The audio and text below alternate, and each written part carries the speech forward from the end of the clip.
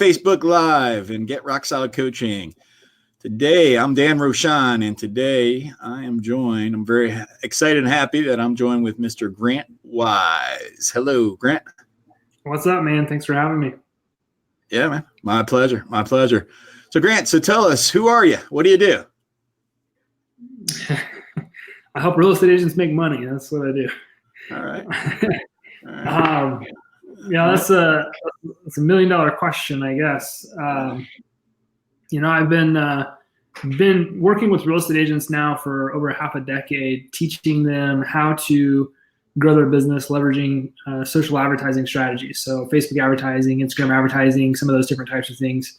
And, we've just been incredibly, blessed and fortunate to be able to, personally kind of coach from a marketing and sales standpoint, a couple thousand people here in the US. We've trained over 60,000 real estate agents worldwide, and been able to consult for a little over 400 marketing agencies all over the world, helping them better understand how to serve their real estate clients by teaching a lot of those people who real estate agents really are and what they really want. And we've just had a blast over the last several years getting to work with real estate agents really intimately and help them understand business at a different level and help them understand innovative strategies that they can use to go out there and grow their business so that they don't have to cold call or door knock or send junk mail, those things that we know that they don't actually want to do. And just to be able to provide something new that works exceptionally well as the market is now really, really embracing, things like Facebook advertising and stuff like that. We're excited about where we've been and what we're headed towards for sure. All right, cool. So you've been a serial entrepreneur since you were like 2 years old. Is that correct? Yeah, I went into business for myself when I was 19. But I started the side hustles when I was a little kid, for sure. What was your first side hustle?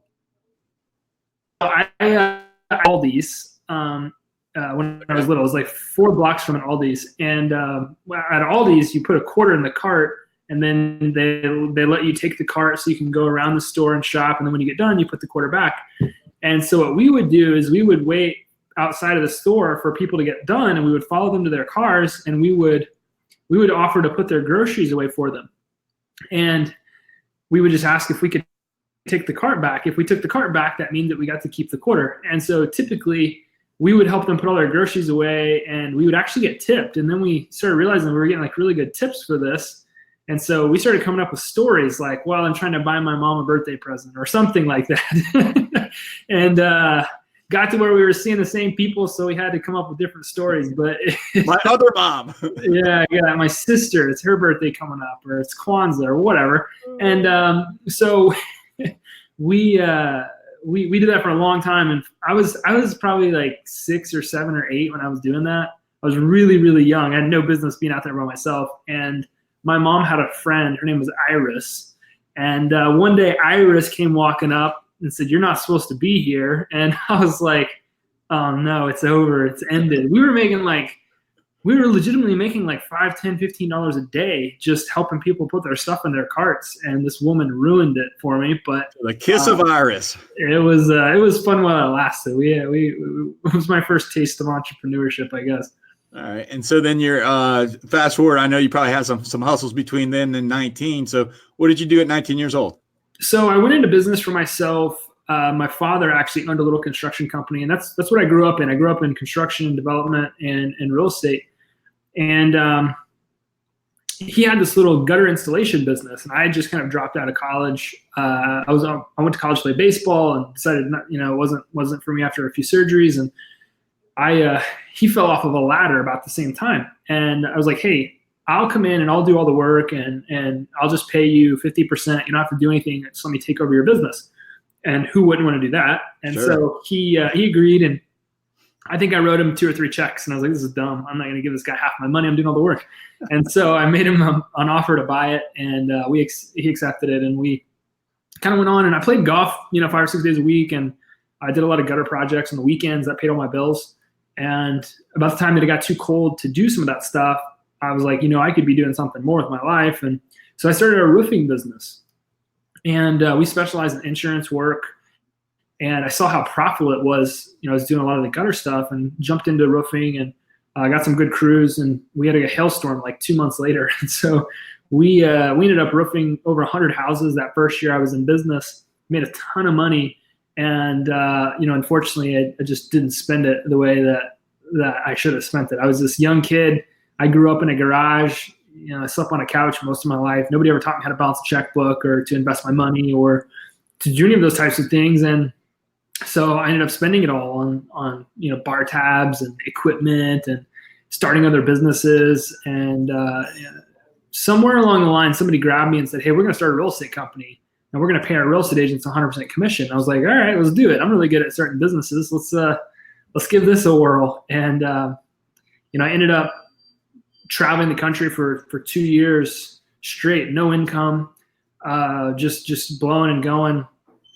We wanted to be in 500 markets in 5 years, and so I took off. We were in 6 markets, 6 months. We were kind of growing or ramping up. We were getting really well known. We were growing really wide. We just weren't really growing very deep in any of the markets that we were growing into. And I think I was 23, financially ruined. It had finally caught up with me. I was pretty destroyed, and I had to file bankruptcy. And the people that I brought in to help us fund the real estate business said, "Hey man, we think you're the reason this company's not growing, and we want you to get out of here." And so I was a little taken back, okay. I have dedicated the last 2 years of my life. I've let multiple businesses go under, and I've not taken a paycheck from this company, and now I'm being kicked out of it. What the heck? What am I going to do now? And so I sat back for a week. I decided to let go of the business, and I said, "You know what? I'm the youngest person in my company by 3 times my age. Nobody thinks I know what I'm talking about. Nobody's embracing social media. Nobody's using video like I've been telling them to. Nobody thinks that I know what, to do to go out there and make money and grow a business. And so, I'm going to go where I'm appreciated, not where I'm tolerated." And I decided to launch my own little social media boot camp program. And my wife is the one that jokes that she's the one that gave me the $25. So I put out a Facebook advertisement, and I sold $1,000 product. And I learned so much in that moment that I could get a customer for $25, which was awesome. I wish I still had those numbers. And that I had value, that I knew what I was talking about, that people out there did want to listen to me, and that I was good enough. And so I just kept going down that path. And I'll never forget Tanya for the rest of my life. She sold 48 houses the first year her and I worked together, all from social media. And just client after client after client that I was working with was hitting the 6-figure mark in less than 8 or 9 months. And it was December of 2015. We finally packaged it up as a product, as a course, a real course. And it's now known as Modern Agent Mastery. And we added over 680 new students that first year. We doubled it the next year. And it was just incredible. We had built this training platform that was teaching real estate agents how to use Facebook ads to grow their business. And agents were just skyrocketing. I mean, they were just succeeding at this crazy rate.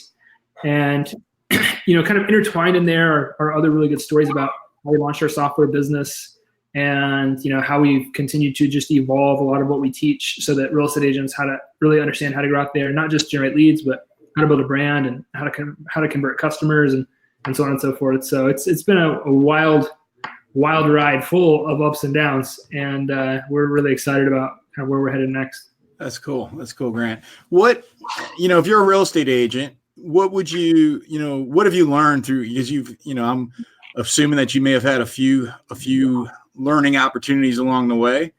What have you learned that is most effective for a real estate agent, and what have you learned that's least effective for a real estate agent in regards to getting business? Yeah, I think that the answer to that is really all balled up into one. What I've seen agents do really well, and what I've seen agents not do really well, is understanding who their customer is. And that goes a little bit deeper into just understanding okay, who is my ideal customer? That's important. But diving a little bit deeper, it's understanding the psychology of who your customer is and what phase they really go through from a mindset standpoint that brings them to wanting to buy or sell a home. And I read a great book called Breakthrough Advertising by Eugene Schwartz. I highly recommend anybody get it. It's about a $900 book on advertising, but it's really good.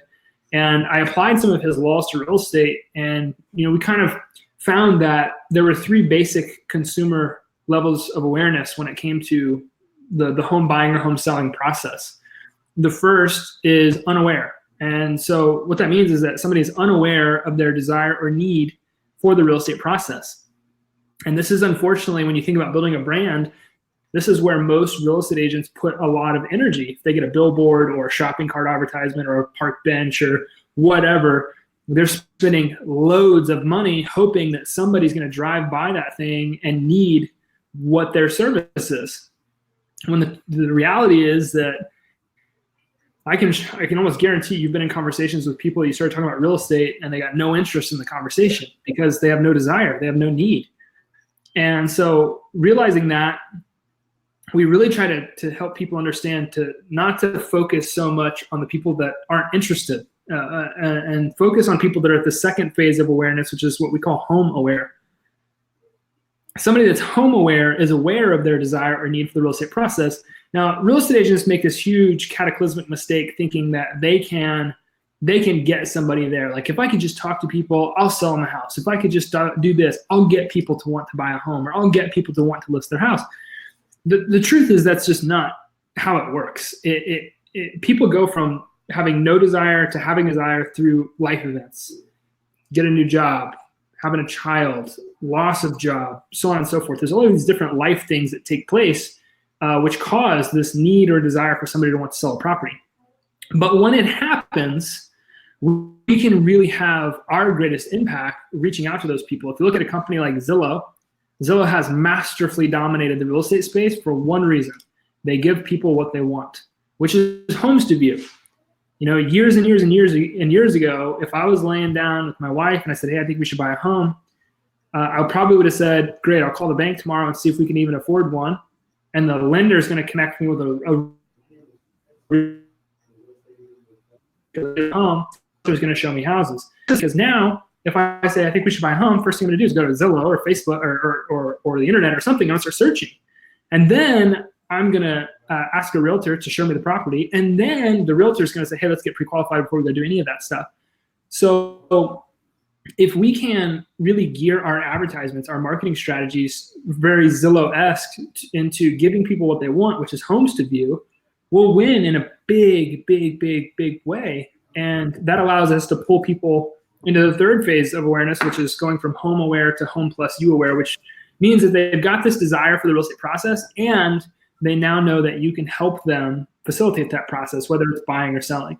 And that's where building a brand becomes so crucially important, is that you now know you have a captivated audience of people that are interested in your services because they have a desire, they know that you can help them. How are you building a relationship with those people while they're going through that decision-making, relationship-making phase of the process? So a big, huge mistake that we see is that agents just don't understand who their customer is, not necessarily what they like, what they don't like, so on and so forth, but to their core, psychologically, they don't pay attention to what phase they are in the process and how to market to those people situationally. So you would have essentially three different strategies depending on where the client is, or would you focus on that second strategy of somebody that's home aware? Yeah, I think Eugene actually had a really great quote in his book. He said you could spend millions and millions and millions of dollars marketing to people that have zero desire for your product or service. Yeah. And the only thing that you'll end up doing is going broke. Yeah. And so we spend zero time and energy focused on people that aren't interested in us. What we do is we do have a three-pronged kind of approach or strategy, but it starts with those people that we know are ready. And that's the true power and beauty of something like Facebook advertising, is that we get to directly and strategically market a message to people that we know are interested in our services. We're not putting out a billboard and hoping somebody's going to see it. We're not putting up a park bench advertisement and hoping somebody's going to sit on it. We're not wrapping a bus and hoping somebody's going to stop and check it out. Like, we are targeting an advertisement that we know people want, and we're targeting it to people that we know are ready to see it. Yeah, that's beautiful. So, Grant, so you mentioned to me before we got online here that your company's going through an evolution right now. Is that true? Yes, absolutely. Big one Tell for us, sure. tell us more about that. You Oh, know, wait. This is a scoop, by the way. Like, this is breaking news. No one else has announced this. So Grant, so tell us what you're doing. Yeah, so he's right. We actually haven't made any of the announcements that I'm kind of making right here right now. But you know, we put out a post a few days ago, sent out emails to all of our entire audience. You know, we've got about 80,000 followers. We made sure everybody knew that we were getting out of the lead generation business, and it came as a huge shock. You know, my phone email started blowing up. Everybody was, you know, it was a very humbling experience because I had a ton of people start reaching out, sharing stories about how our training had helped them and impacted them, and a lot of people that were upset to see that we were, you know, quote unquote, leaving the industry or going out of business. We were not going out of business, just kind of changing our business model. But you know, I get pretty heated and passionate about this topic, so I'm sorry if I get a little out there. But you know, real estate agents have been so ingrained to purchase leads, and there have been so many gurus that have come out of the woodwork. One person ripping another person's course off to make $97 or $1,000 or whatever. One watered down version after the next, selling agents 200, 300, 400, 500 leads a month that have no systems to actually be able to handle, you know, those types of things. And it's just become such a commoditized space that I don't want anything to do with it. I just think it's a junk space to be a part of. I don't think real estate agents should buy leads at all if they don't have a few things to help them. And so when we say we're getting out of the lead generation business, it's because we're getting into the client generation business. We really wanted to create a new category for ourselves that doesn't exist and that really has no attention on it right now. And we want to, you know, we want to spend a lot of time kind of reprogramming real estate agents to think about buying the right things. We don't want to sell real estate agents leads. We want to sell real estate agents customers. We've taken over 16,000. Ask one key question to everybody that we interview before we allow them to become a student. And that is, how much money does it cost you to get a customer? And less than 1% of the people that answer that question on their application know the answer. And if you're watching this right now, I want you to ask yourself that very same question. How much money does it cost me to get a customer? This is one of the oldest, truest principles in business. He or she who spends the most to acquire customers wins. That's why the top 1% in every market's marketing budgets are over $30,000 to $40,000 a month. Because he or she who spends the most to acquire a customer wins. Now, when so few people in the marketplace actually understand how much it costs them to get a customer, that's a huge freaking problem. When so few people in the industry actually understand what it means to be in business, that's a huge freaking problem. I was in an interview this morning with one of our students. He's been in our program now for a couple of years, almost 3 years. And he's now the number 2 agent in his office, but he still couldn't answer that one question. I said, Billy, how much does it cost you to get a customer? Looked me right in my face, and he said, I have no idea. I said, how do you calculate that? He looked me right in my face, and he said, I have no idea. I said, okay, how much does it cost you to get a lead? And he rattled it off. It was like $3.88. And I said, it's just so picture proof that the agents have been so deep ingrained to buy leads that they forget that what they really want are customers. It's why they're buying leads. And we want to do a lot to reprogram that. So we did a little math equation with Billy. I said, look, how much money have you spent in Facebook ads in the last 6 months? And he said right at just under $500 a month. I said, okay, you spent $3,000 in Facebook ads. How many homes have you sold because of that? He said, I sold 12 homes, about 2 a month. I said, okay, what's 3,000 divided by 12? Well, that's $250. I said, Billy, every $250 you spend, you make over $9,000 in commissions. I said, how many homes do you have to sell to be the number 1 agent in your office? He said, 4. I said, okay, now what's your marketing budget on a monthly basis? And he said, well, I don't know. I said, it's your goal times your cost to acquire a customer, $1,000. Hey, bro, you spend $1,000 a month in your business, instantly you're the number one agent in your office and nobody knows how to beat you. I said, you want to know the secret to success, man? I just gave it to you. It's understanding how much it costs you to get a customer and spending that much money to get as many customers as you want. Everybody's business, and this is what's so fascinating, is really an ATM machine. Whether you spend your time to get customers because you do a lot of prospecting, you don't spend money on advertising or anything like that, or you spend a lot of money on advertising, you get customers as a result of that. And people don't sit there and calculate how much it costs them to get a customer. Look, if you work 40 hours a week and you value your time at $100 an hour, that's $4,000 a week that you are spending prospecting. If it takes you a week to get one customer, you spent $4,000 to get that customer. Now, if you want to continue just looking at it in time, that means every 40 hours you work just on prospecting, you're going to get a new customer. If you want to sell 4 homes a month, great. You need to spend 1,600 hours. No, what is that? 4 by 6, 30, it's 24, 240 hours a month prospecting. Is that right? Hold on, Grant. Hold on. 160 hours a month. Sorry. Go on. Almost my computer was getting ready to die there. I didn't realize it wasn't plugged in. That's okay. So what you're doing then, go ahead. 160 hours a week, you'd be able to generate the customers that you're wanting to generate. But the point is, man, like, I'm so absolutely disgusted at how little the industry seems to know about getting customers and how they're so just deeply ingrained to buy leads, buy leads, buy leads, buy leads, buy leads. There's this epidemic that has taken place in the industry that has totally brainwashed people into focusing on one of the least important statistics, numbers in their business. And so we want to do a lot to change that, because if you don't know how much it costs you to get a customer, I don't know what the hell you're actually doing in business. So you're equating, so you got prospecting, which costs you time, marketing, which costs you money, and you're equating the time and you're just basically transferring that to money as well, based off of how much time does it take for you to get a lead that closes. What do you make? Just call it just easy math. Most people, let's just say 5,000 for a gross commission. So if it takes you 50 hours to get one closing, then you're basically making $100 an hour. And so then you're just equating the prospecting into, okay, here is how much it is, and then here's how much it takes you to earn that business. Do I understand that correctly? Yep. Okay. All right.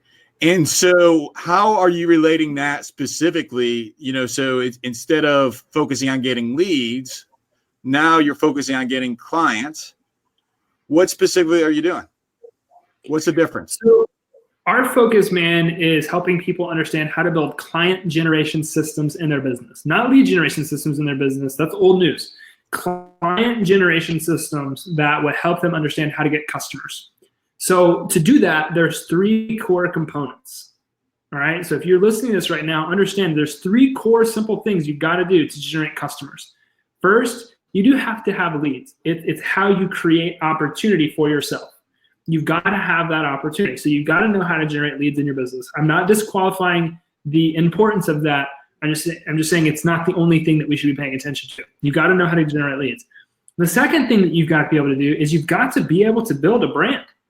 If nobody knows you, nobody likes you, and nobody trusts you, you're not going to be able to do business. So you hear this right now in the industry like a broken record every single day. It's the same Facebook post over and over and over again. And that is, I'm getting so many leads, but I'm not converting anything. All this stuff sucks. Woe is me. No, you suck. You don't understand what it is that you're actually supposed to be doing with those leads. So the first thing we do is we teach people how to generate leads. The second thing that we do is we teach them how to build a brand. And if you're not building a brand right now on autopilot, if you're not creating relationships out of thin air, you're doing yourself a massive disservice. Because if people don't know, like, and trust you, you're not going to be able to do business with them. So we teach people how to build a brand. The third thing that we do is we teach people how to implement a sales process. I can't tell you, man, how many people we talk to. I say, what do you do when you get a lead? Well, I call them. I text them. And if they don't answer, I go on to the next one. Right. That's a limited process. When it probably takes you longer to buy a toothbrush than you just calling somebody and you just texting somebody, you're going to let let people that are making the largest investment decision of their entire life get away with just a phone call and a text, and you wonder why you're not doing any business. I wonder how the hell you're still even in business. But that's different conversation.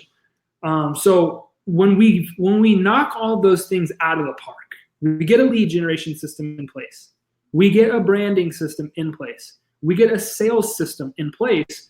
What we've effectively done is we've built a client generation system inside of a real estate agent's business that is now bringing them customers, not leads, not just leads, but customers, as many as they want on a monthly basis. And the most important metric that we're looking for when we do these types of things is kind of like I explained. We're looking for how much does it cost you to get a customer. And we got agents all over the country. Some it's $21, some it's $72, some it's $119, some it's $187, some it's $326. When you know that number, forget your marketing budget. How much am I going to spend on a monthly basis? It's irrelevant because it's arbitrary. We talk to people all the time. I'm spending $300 a month. Why? Well, because it's getting me 50 leads a month. Okay, what good is that doing you? Well, I don't know. When you know how much it costs you to get a customer, your marketing actions and intentions get very, very simple. I spend, say it costs me $200 to get a customer, $250 like Billy. I spend $1,000 a month because I need to sell 4 houses a month. If you're listening to this right now and you don't know why you're spending money, stop right now. Cancel the credit card, cancel your Zillow contract, whatever it is that you got to do. You've got to understand these core basic business principles. I mean, you're doomed to fail. This isn't fear mongering. This isn't me posturing. This isn't any of those things. This is me telling you right now that if you don't know how to run a freaking business, you don't need to be in business. You need to go work for somebody that does. So you're just looking at the economics of what is it what action creates a result, basically. What dollar invested absolutely will create $10 earned or whatever the case may be.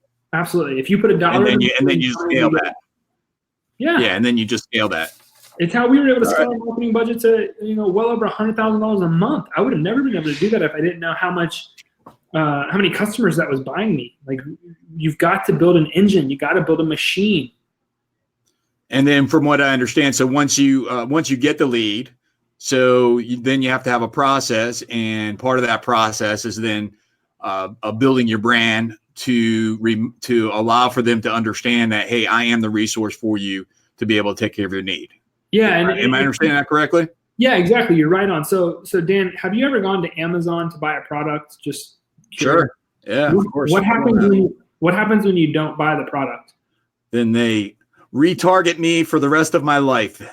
Exactly. They follow you all over the internet, right? Yes, sir. And so we teach a process called dynamic video remarketing.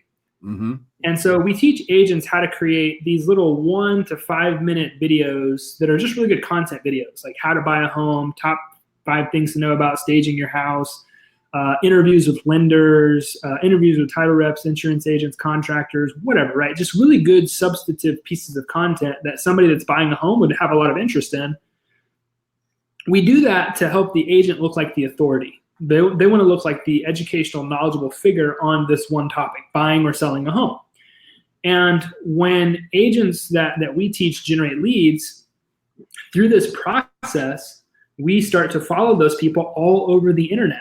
And what's following them all over the internet are the videos that we're putting out there. So now not only is answering the phone call or isn't answering email or isn't answering the text, they're going to go right back to Facebook, and I guarantee you they're going to start seeing my videos everywhere. You're going to get trapped in my world. And this creates really kind of an omnipresent effect where now somebody's seeing you everywhere, and they're seeing you on video. So I don't know if we have enough time to explain why video works so well, but there are just a paramount amount of psychological reasons why video works so well. I'll explain them if you've got a few minutes. Sure, go for it, man. Go for it. So, Dan, since we were little kids, somebody sat us in front of a TV screen and they said, hey, watch this show. I got stuff to do. Here's your babysitter. Yes, exactly. And so we watched cartoons. My son, right now he's watching Cloudy with a Chance of Meatballs and The Grinch. And we were watching these movies every day, at least 4 times a day. Yeah. I have a daughter, a young daughter as well. 27 times every single day. Now there's a fascinating reason why kids watch movies over and over and over again, and then they eventually get bored. And I'd love to dive into that. But if you ever want to know why, just Google like Blue's Clues TV research or something like that. Okay. And Blue's Clues actually figured out that instead of making 12 episodes a season or 24 episodes a season, they just made 4 episodes a season. And they did that because the kids actually liked watching the show over and over and over again.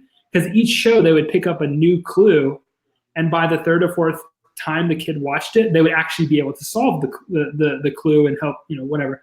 So kids watch movies so many times because each time they watch a movie, they pick up something different that they're learning about whatever's going on in the storyline. Anyway, that's just an interesting little psychological thing. But somebody sat us down and we fell in love with cartoons. And then we got a little older and we started watching more shows. My daughter, she's 7 now. She likes watching cooking shows, which is really surprising, but she loves them. And as she's getting older, as I've gotten older, there's other shows that I like to watch. My wife and I, we like watching Blacklist or Friends or whatever, right? We fall in love with these characters. Now, Dan, you're, I don't know if you watch TV or not, but do you have anybody that you follow, any celebrity, any athlete, anybody like that socially on social media? Grant Wise. He is who I follow. There we go. Grant Wise. So let's say, for example, you get into a conversation with somebody and somebody starts bad-mouthing me. Oh, man, it's on. It's on. I'm beating them down. Exactly. What's your instincts, right? Your instincts immediately go to defense because you can say, well, no, I know Grant. I've heard him speak. He's good. I've watched his stuff, his contents, whatever, right? You immediately instinctively go on defense mode. Now, Dan, the truth is you see less than 3% of my life. You see what you see on social media. This is what's fascinating. Psychological term for it. It's called a parasocial relationship. It's where a person builds a relationship with the character, and the character really has no idea that the other person even exists. For a long time, I didn't know you. I don't know if you followed me up until we met in Washington or in Dulles, or in Reston, wherever we were. But I didn't actually know who you were, right? You maybe you felt like you knew me, maybe you didn't. But most frequently, we feel like we know these people, even though these people don't actually really know us very well. Sure. Our TV devices used to be these boxes that sat in our living room, and we watched ABC, NBC, CBS. We watched all these networks. Now our TV devices are these phones, and our networks are Facebook, Instagram, YouTube, Snapchat, Twitter, whatever that is, right? So as we're now consuming content on our new TV device, we have been programmed since we were little kids to celebritize what we're seeing. So when those videos come streaming by, the leads that you're generating are very subconsciously wired to fall in love with you, to build a relationship with you. And what happens is our agents start to build this celebrity status in the market. People start tapping them on the shoulder at restaurants or stopping them when we're walking down the street saying, hey, I know you're that real estate agent. You got all those videos out there. So if you've ever wondered, like, why should I do video? Why I don't want to, I'm afraid of it, so on and so forth, throw all that stuff out, because no matter how you look, no matter how you feel, your lead, your prospect is literally wired to build a relationship with you, to fall in love with you, just because they're seeing you on a TV screen. And you can even be a bald guy with a beard. I was talking about you, not me. Yeah, exactly. Get away with it. All right, so Grant, so now we've got Mindshare, right? We've branded ourselves. Now you said the third part of that was then to capture them. How do you do that? You capture them through lead forms or through landing pages or chatbots or whatever it is that you want. The most important thing to remember here is that you've got to give the client what they want, not what they need. Okay, and this is videos. So you capture. Excuse me. So you're getting them in the funnel, basically. You're retargeting them with the videos. how do you get back to them at that point? Are you waiting for them to contact you? Or, I mean, because we have to monetize this. That's a great question. So our third level to this strategy, level 1 is cold lead generation. We're just trying to get new people to come into our space. Level 2 is really kind of that warm space where we're warming people up to who we are, what we do, and how we can help them. Level 3, those are our hottest leads. And that's where we really kind of deploy some call to action type campaigns. So call to action might be a phone call, it might be a text, an email, it might be some type of social outreach strategy, it might be sending them a video. You're calling them to act to do business with you in some capacity. We like to run appointment campaigns. So what we'll do is we'll actually put out Facebook ads, and Facebook allows us to track, okay, you got a lead, that person's now in this audience. This person watched 25% of your video, so now they're in this super warm bucket of leads of yours. And we can only target advertisements situationally based on how much content people are watching of ours. So if we know somebody's watching over half of our videos, obviously they've got some interest in what it is that we're talking about. Sure. So what we'll do is we'll send appointment campaigns to those people. Like, hey, click here, book a time to speak with us about buying a home. And people will start booking appointments on autopilot, which is really cool when you wake up and you've got 3 or 4 appointments today and you didn't. Now it's just put the money in the machine and the phone rings. Exactly. You are putting the money in a machine and you're waiting until people book time with you. You only focus your time and energy on the buyers and sellers that are ready to go right now. And your systems do all that hard work. Your systems keep in touch with people for a long, sustained period of time. So you no longer have to worry about just calling a lead or just texting them. You have a strategy that's out there, building a relationship with these prospects on autopilot for a long, sustained period of time until they're ready. And you know they're ready and they raise their hand because they booked time with you. Got it. Well, Grant, I really appreciate your time today. And if I am a real estate agent, well, before I ask you that, who is your ideal client? My ideal client is a real estate agent, a loan officer, real estate investor that wants to generate customers. Okay. That understands it takes a little bit of money to make a lot of money, and that understands that you've got to take action in this business, and understands that if you will get to market first. So if you guys are listening to this and you're like, dude, this guy's totally right. I am sick of generating a ton of leads and working my ass off and not getting any of the results that I want. I want customers. You're that I want to help. Got it. And how could I, if I'm that real estate investor, real estate agent, loan officer, and I want to develop customers, not leads, how do I get in touch with you? What you could do, I want to give you a free training. It shows you how to implement all this stuff, show you the Facebook ads, show you the branding strategy, show you everything. Go to whitley.net/72. whitley.net/72, and I'll send you a link, Dan. whitley.net/72. Register for the free training. It's about 50 minutes long. It'll show you how to deploy all that stuff and how to go out there and get some incredible results, generating customers, not just leads. Got it. And we'll put those notes, Grant, if you share that with me, we'll put those notes in the chat here on the comments. And listen, man, I really appreciate you taking your time today to speak with me. And I've learned a lot by this conversation. And if I can ever help you, let me know. But I really appreciate your time. Thank you, Grant. My man, thank you, brother. Peace. All right, man. All right, see you.